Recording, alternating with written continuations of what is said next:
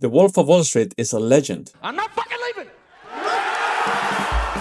If you don't like him, it's because you're jealous of him. He drives a sick car, he's always partying, and he even knows Margot Robbie. Who wouldn't want to be like him? He's an idol. He's everything you would ever dream of becoming. That's why all those entrepreneurship accounts post pictures and videos online with his quotes. Or well, with Leonardo DiCaprio's quotes. But it's the same thing. He's the graphic representation of a big white shark, while you are just a small, lonely krill. Or at least, that's the image we have of him ever since Martin Scorsese made a movie based on his biography. A biography written by himself, Jordan Belfort, the real Wolf of Wall Street, who went to prison for fraud. So, not suspicious at all that maybe he could have lied in a book about his own life. Ladies and gentlemen, have you ever watched The Wolf of Wall Street and in the end ask yourself, why exactly did this guy go to prison for? The problem is that pop culture has so thoroughly contaminated the image we have of Jordan Belfort that we don't even know what he actually did. Why did he go to prison for? For being a great salesman? For his crazy parties and addictions? For knowingly selling penny stocks that were garbage? Not exactly. So today, we're going to unravel the fraudulent pump and dump schemes of the real Wolf of Wall Street. I am a financial analyst working in the City of London, and I deal with brokers, portfolio managers, and traders on a daily basis. Whenever I ask them what they think of the Wolf of Wall Street, they all have the same response. That movie is great, absolutely hilarious, but that dude was a scammer. If I ask that same question to my friends outside of finance, they all say, that dude is so cool, I want that sort of life.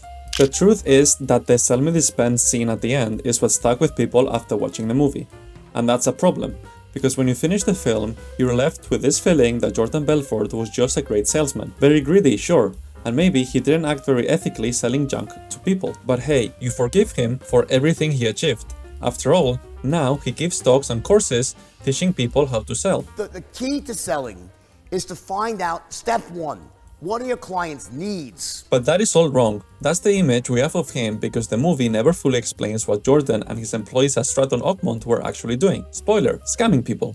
To understand this scam, we need to clarify a few concepts. To begin with, Belfort used what are known as penny stocks. These were shares worth less than $5, sometimes just a few cents. Additionally, the stocks Belfort used were not traded on a public, regulated exchange. They were what were known as Pink sheet stock! The name comes from the fact that years ago, these securities were literally listed on a pink colored paper. The defining characteristic of pink sheets is that they are traded over the counter, OTC. And this differs from a regulated exchange where you would buy your typical Apple or Tesla stocks. Imagine it's the 1990s, you're a farmer in Texas and you want to buy some stocks. You are drinking a refreshing Coke after a hard day of work and you have a brilliant idea. You believe Coca-Cola is an amazing company and has the best drink you have ever tasted. You believe the product is unmatched. So what do? You call your broker and tell him you want 300 shares of Coca-Cola. All your savings go into this, but deep down, you're a shark. Your broker executes the trade on the New York Stock Exchange, where the Coca-Cola company is listed. The New York Stock Exchange is the largest stock exchange in the world and has thousands of securities available for trading. These are usually shares of large companies that meet minimum requirements. In the United States, they report to the Securities Exchange Commission. But remember, you're a shark, and just before calling your broker, you see some pink sheets next to the newspaper that you got this morning. They contain a list of companies whose shares you can buy outside major exchanges like the New York Stock Exchange. This is what's known as over-the-counter trading. Some of those shares are penny stocks, stocks priced below $5, sometimes even just a few cents. And most importantly, because they trade outside regulated exchanges, they are not subject to the same regulatory requirements as companies listed on public exchanges. Specifically, these companies are not required to publish up-to-date financial information. But for now, keep two things in mind. First, if a stock is in a pink sheet, it means it trades off exchange. Secondly, if it's a penny stock, it means it trades below $5. So now, let's go back to our good old friend Jordan and his adventures at Stratton Oakmont.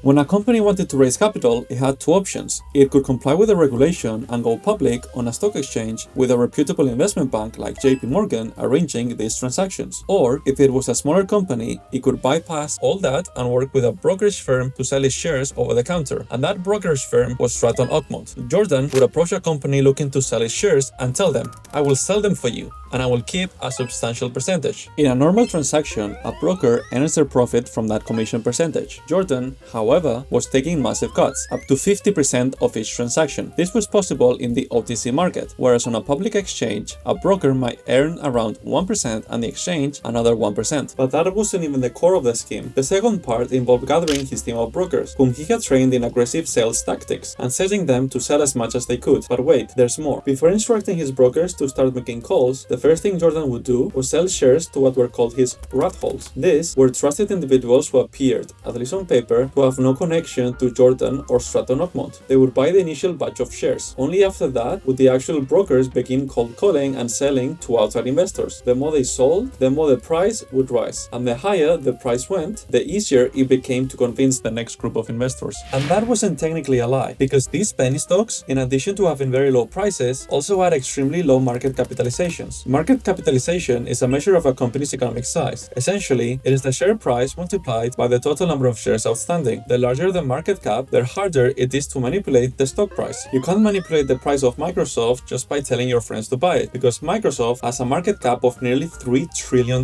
You would need an enormous volume of buying or selling to move it meaningfully, and that's basically impossible. The companies Jordan Belfort was dealing with often had market caps under $100 million, and those he could manipulate the price. The brokers kept calling clients and selling shares to them, which was causing the price to keep rising until it reached the level that Jordan wanted. Then the rat holes would begin selling at the very top of the chart. Because of the very low market cap, their selling pressures immediately hit the price, which collapsed just as quickly. If any of the clients realized what was happening and called to sell, Jordan had a very simple instruction: do not pick up the phone. Remember, this was an over-the-counter operation, so these investors could not go to any exchange. The trade existed between them and Stratton Oakmont, and if nobody answered their calls, there was nothing they could do. By the time they understood what happened, they already lost all their money. The rat holes would keep a portion and pass the rest back to Jordan, and that was the real scam. It's called pump and dump. Inflate the price and then sell at the peak, causing the collapse. And as you can see, it's something a bit darker than simply being a good salesman. He was making a fortune running pump and dump schemes in the OTC market. That way, he avoided the scrutiny of public exchanges and the regulators. However, perhaps out of greed, he decided to take the risk and run the same scheme in a regulated public market. He did this through IPOs. An IPO is an initial public offering. It's the first time a stock is offered for sale to the general population.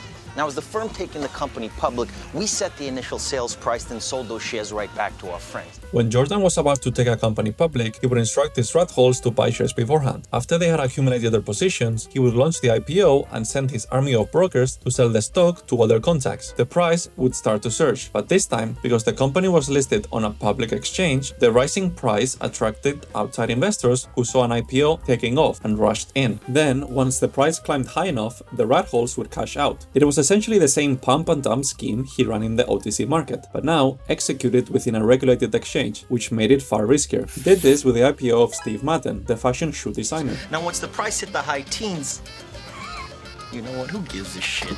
As always, the point is this: $22 million in 3 fucking hours! Steve Madden ended up going to prison for it. Jordan Belfort also went to prison, convicted of securities fraud, market manipulation, and money laundering. He served only 22 months, almost like a hotel stay. But here's the point: cinema creates symbols, and Jordan Belfort has become the symbol of ambition. Jordan Belfort is the myth of the shark. And it's ironic that the people who most identify with that myth are often the ones most likely to fall into his traps. Because the truth is that today, pump and dump schemes are more alive than ever. The crypto market is full of assets with characteristics perfect for it. Meme coins worth fractions of a cent, the modern equivalent of penny stocks, extremely low market caps, highly manipulable, all operating in a largely unregulated environment. As you can see on these graphs, when the new cryptos get released, the hype for them is crazy and the prices multiply. But once the developers of that crypto want to cash out, they sell all their holdings, causing the massive drop in the price and leaving other people with nothing. Do you remember this meme? Well, even her got famous and launched her own coin, which quickly proved to be another pump and dump. The IPO strategy has now merged into initial coin offerings, basically what Belfort used to do but with cryptocurrencies. Even himself has publicly said that ICOs are the biggest scam ever, and that investors are at a massive risk of fraud. So that should tell you something. Please, be careful. But that's a topic for another day. If you want to learn more about crypto and digital products, please stay tuned for my next video.